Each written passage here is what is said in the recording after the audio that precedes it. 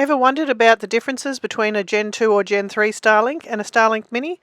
Join us as we share our experience in setting up our Starlink Mini, comparing speeds between the Gen 2 and Starlink, and other changes that we've made to our setup as we prepare for our 4th year of travel.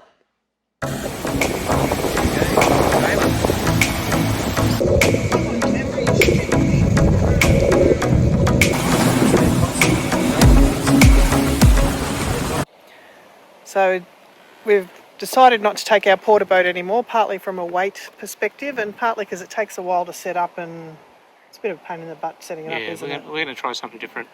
We weren't using it often enough to warrant the 80 to 100 kilos of extra weight. We bought extra fishing rods, mind you. We don't mind doing a bit of shore fishing. We're not going to stop fishing. No, that's not going to stop us. And we're going to do a few charters as well. Yeah, you can hire boats. Just run about for a day and try your luck. So yeah, the porta boat's not coming with us. It's going to stay behind. We've upgraded our solar. We've got Dishy, the new Starlink dish. Yep. And we'll lighten some weight with not taking our other Starlink setup because it is a little bit hefty how we set it up, but it was very portable. So it's just up on the roof of the caravan there at the moment. Yeah, what else have we done? I've got a new little fridge. Oh, that's right. So fridges. Yeah. I'll film that second. Alright. So on the roof of the Land Cruiser, because it's got a Rhino Rack Pioneer platform on here, and it's all aluminium, so there's nothing magnetic on it really. So I've put some little steel plates into the rack right there, and these line up pretty well with the magnets on the dishy. Just lay it down on it. Here it just snaps up. Now that's really hard. It takes a bit of effort to pull that off. That's not going to go anywhere. And then the power cord goes down to our batteries. So we've got a little Anderson cable that'll come through here. We've got an Anderson plug in the back of the Land Cruiser, which will just give it a 13 volt supply from our lithium batteries. And to power those? What's that? To power those? Oh, yeah, and we've upgraded the, we had one 150 watt solar panel on here, so I've taken that down and I've replaced it with two 150s. So now I've got 300 watts of solar, and I've reused the quick release Touring Systems brackets that'll allow you to remove the panel and you just take it off really in a matter of minutes. I'll film that from the end in a sec so you can see them. Yeah.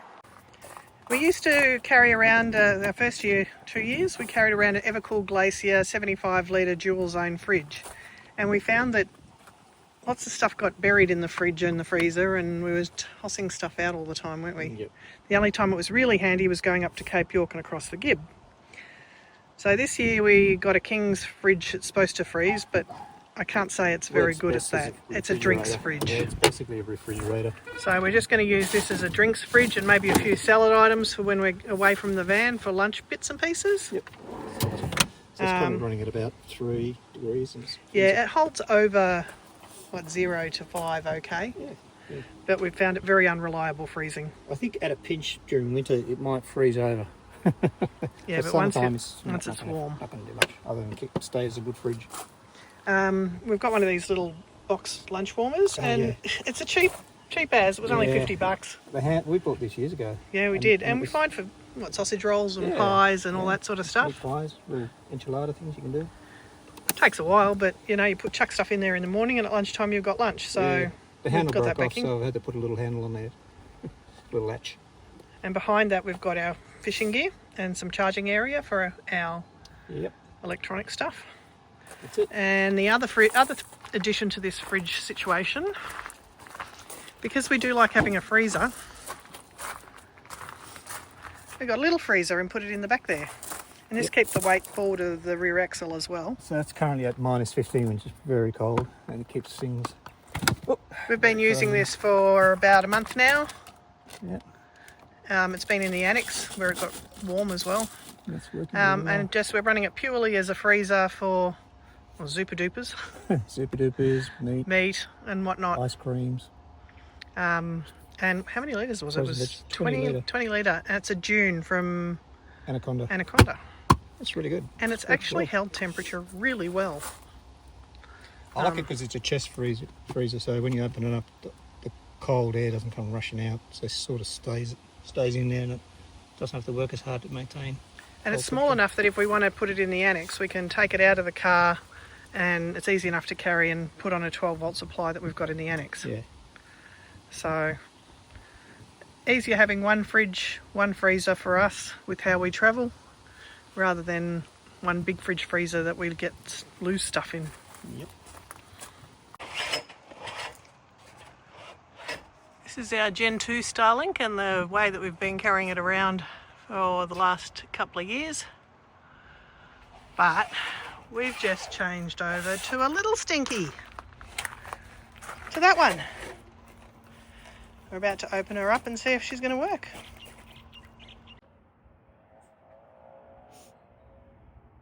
Want to open her up?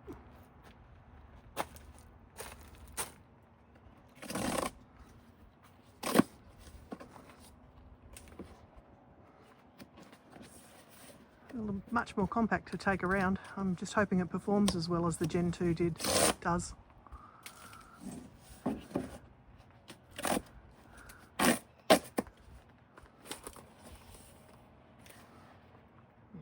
some rudimentary instructions. There's a QR code. Pole mount. Power supply. 240 volts. Table here. It's pretty simple. Yeah, like you said, there's a QR code for Setting her up. registering it, I suppose. We'll soon find out. That's so teeny tiny compared to our old one. Yeah, plate. Interesting. They've got it so small, haven't they? We took delivery in December. Yep. And we've had it paused because we've been quite happy just using the Gen 3 while we've been parked up. Gen 2. Big cable here too. That's it. Looks like there's some not a little booklet instructions, but there's not much to it. Plug it in and set it up and go. We've also got a 12-volt power supply that we've bought that goes to Anderson plug, because we've been reading up about the power issues running off 12 volts, so Yeah. we'll give her a go. There's a two connectors on this one. This one and this one, they look almost identical. Well, they are identical. Looks like they're 3.5mm DC connector, but they've got Weatherproof. weatherproof. So yeah, one goes in the back of the dish. Because the modem is in a dish now, you don't have to have a separate modem like you used to. So it's all from here. So you just need to provide a decent power supply to it, which is they recommend up to 24 volts. So anywhere between 12 and 24 volts, you're good to go. So we'll power her up and we'll let you know how we go. Yep. There you go. I've heard a few people were a bit daunted pulling that out. Yeah. And this one's just going the same way. Yeah, see? It's actually got quite a big adjustment amounts for different poles. Yeah. Doesn't look to be that secure, that. See that? It's got two little clips. That's it. Yeah, don't know if I'd trust them. Yeah. I think it's got to go under that. There, that's it. That's better. But trouble is, you can't get to the connector once you've got this on. You've got to take that off all the time. Yep, okay. Alright. So put the power... Oh, you're going to put it onto the 12 volt so we can see if it works off the Anderson we've got. Yeah, we're going to use it off the Anderson. So we'll go get that one. Yeah. I'll fit that supply into there. All the way. We're just going to power it up on 240 at first and make sure everything's working, and then we'll put her onto 12 volt and check it out. So South where the gate is. Yeah, to the gate. Alright.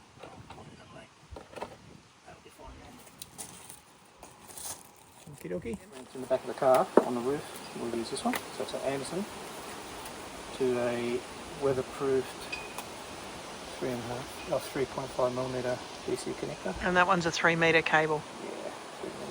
Now this is a pull pole that we bought from Bunnings. I think it might be Aldi. Aldi? Oh, Aldi, yeah, it Aldi, was, yeah. Aldi. Now Peter's actually taken the top off the pole to make it flat, but to give a protrusion for Yeah, the... that's flat up there. And that goes on, and the nut secures underneath the protrusion, so it keeps it a bit more secure. Like that. The only problem was it's a bit thin for our Jockey wheel holder, yeah. Yeah. Just a bit of, So Peter found a bit of angle. just a bit of aluminium angle and tightens up. Might go nowhere. And that's a lot more secure there now than it was before. And a lot lighter than the other pole that we had.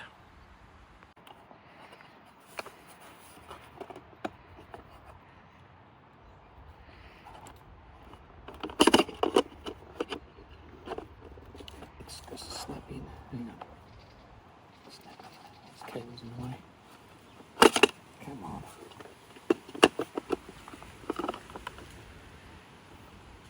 Oh, okay. We've got to go through that bloody... It's got to go through here all the time. It's got to go through there again. Here it is. Okay. Tuck it in, make sure it's waterproof.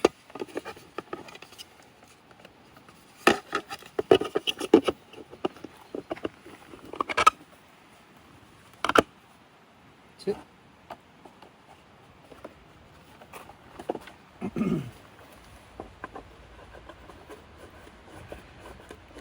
It's not underneath the knuckles, not. Oh, no. Okay. Missed it.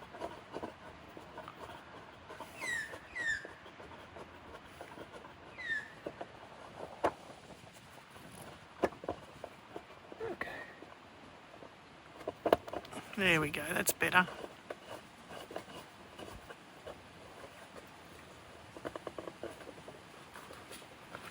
Face it that way. Towards the... South. How long does this pole go? 3.6 metres or something. Yeah, 3.6 metres.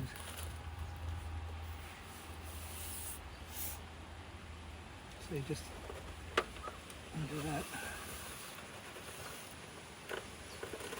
It's got a really good gripping system on the line. It's the best one I've seen so far.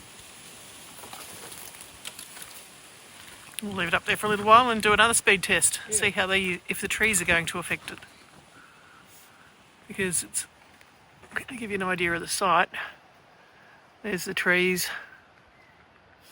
But then it's very clear towards the south, so...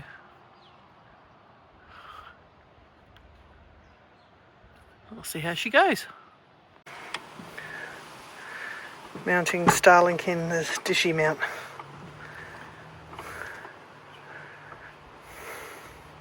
Got to try everything. Yeah. Now I hope I haven't made a mistake here because I've left the pole mount adapter on the back. That's why it's wobbling like this. And I think it might have to be removed. Which I'm guessing now when I put this on it'll come off and let's flip it around. Okay. Here it is. So just back.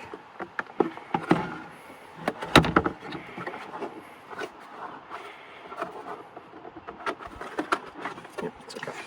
Cool.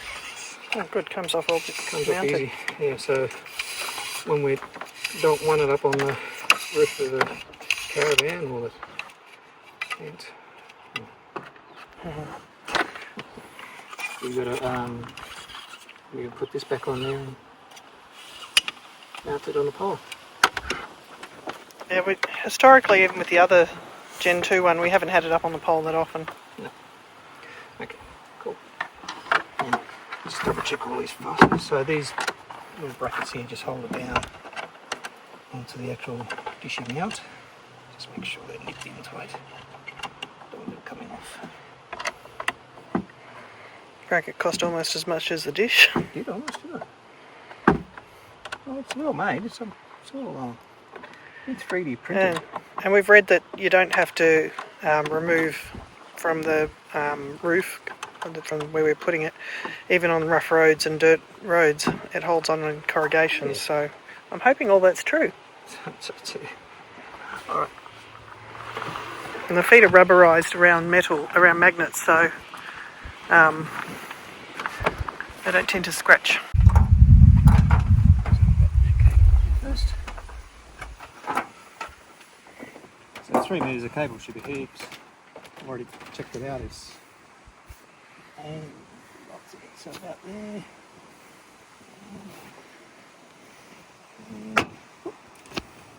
It ain't going nowhere. We will be putting a security cable on as well, even though if you steal Starlink, it's useless to anybody else. Yep. There is actually a little E-tag, like an AirTag holder in here for Apple AirTags, and also I think it's Pebble. It holds a few of those types of tag. Well, there's a couple of screws that you've got to take out and slip it in there. You've got a little tracker in there as well if you wanted to. I thought that was pretty nice. I'm not bothering it. So we'll have an answer tomorrow as to whether or not it works in transit, in motion well. Everybody says it does, so I can't see why not. Yep. We'll go for a drive tomorrow. Go for a drive tonight. I'll go for a drive tonight. And where we're staying at the moment, the internet is crap by mobile reception, so it'll be nice to have some mobile coverage in the car. Yeah. Internet coverage. Internet. So where's the cable gone? I was just running it down beside the Anderson cable for now. I'm going to put it in permanently. So just running down here, which is the gutter of the Land Cruiser back door, and then it goes here to an Anderson Connection. for the car. So that should be right. I'll just close that. We'll just store this pole mount there for now. So there wasn't any power getting to Starlink. The light wouldn't come on, so we're just going to try and figure out what's going on.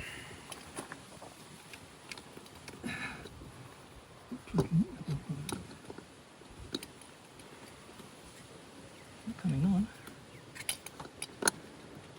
I haven't used this outlet for quite a while actually. Maybe it's not working. I ran the oh here.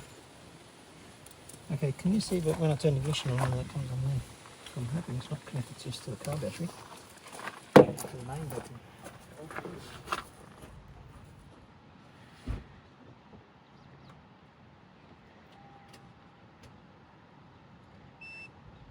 That come on? Nah. No power. Didn't come on at all? Not at all. Oh, okay, so that means there's a fuse blown on there.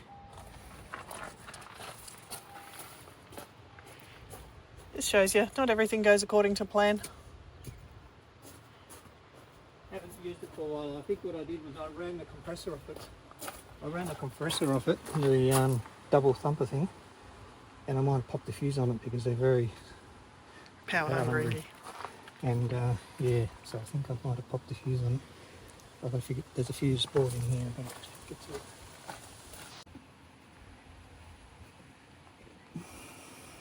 Nope.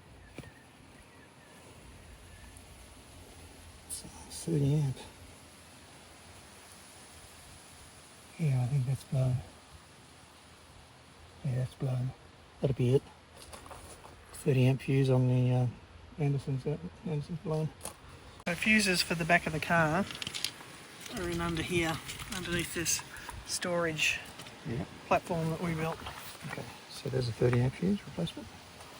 It's just in here.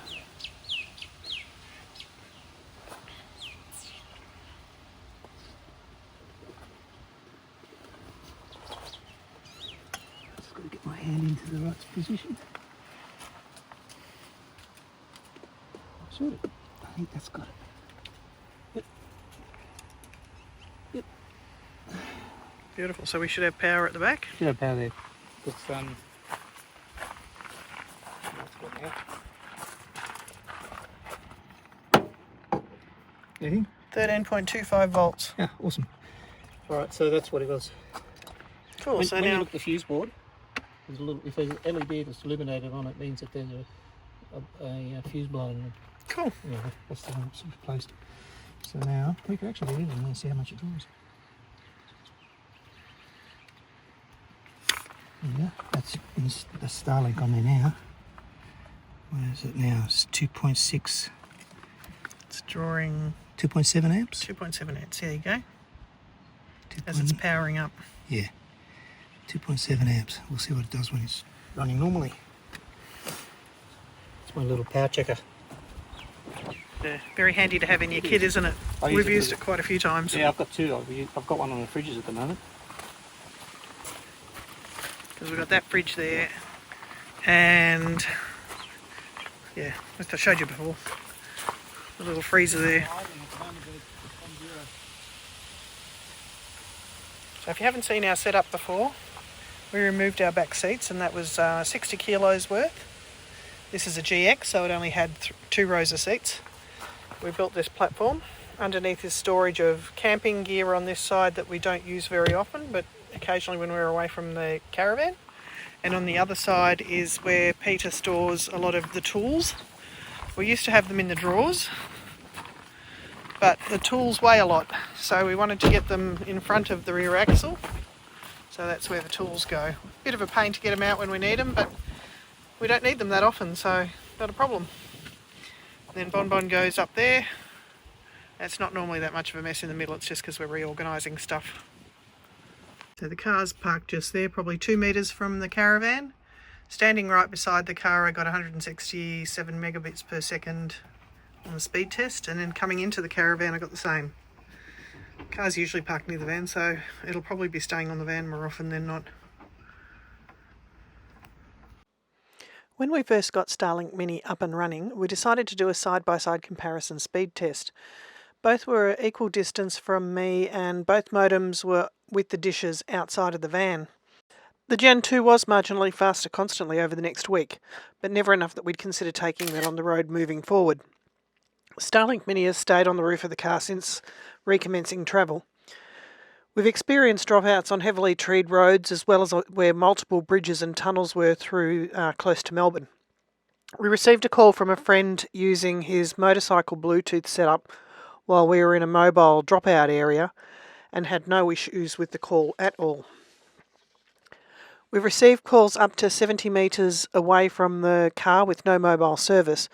Overall, we're wrapped with Starlink Mini's performance so far. The Dishy mount hasn't moved from its position on the roof rack, even on corrugated tracks and roads. Speeds in motion vary from what you're seeing here, the 60 megabits per second, up to 180 megabits per second. Mostly we've been using Starlink in motion for making and receiving calls. I have done some YouTube streaming as well, just to see what it was like in the car. But overall, we're really happy with its performance. Found a little blue tongue in my sister's garden. She's got 4 poodles who like digging and looking for blue tongues. So we're just relocating him away from where the doggies can get it. Somewhere safe. You're very cute. Yeah, you are. You're a little one. You got a big relative walking around here. It's 4 times, I reckon, the size of you. It's huge. This one's just a baby. Oh, juvenile. I'll put him in the paddock away from the... Yeah, he's gorgeous. Colours in that. Stunning. Almost stepped on him. Oh. I'll put her in here. I'll put him in here. That's safer. I'll put him on the other side of the fence. Where? The horse paddock. The horse paddock. Yeah, that's safer there. He'll get away from the horses.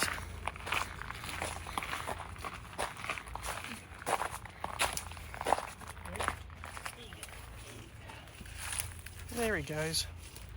Dogs won't get him in there.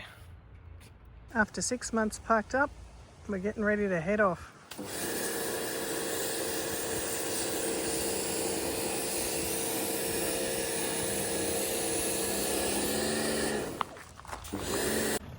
Join us in our next episode as we start our 4th year of travel. We head towards Bendigo and get gold fever. We learn how to use our GPX 6000 detector and explore around Bendigo once again. It's a beautiful area. Remember to like and subscribe, and please drop a comment of where you'd like us to go and what you'd like to see.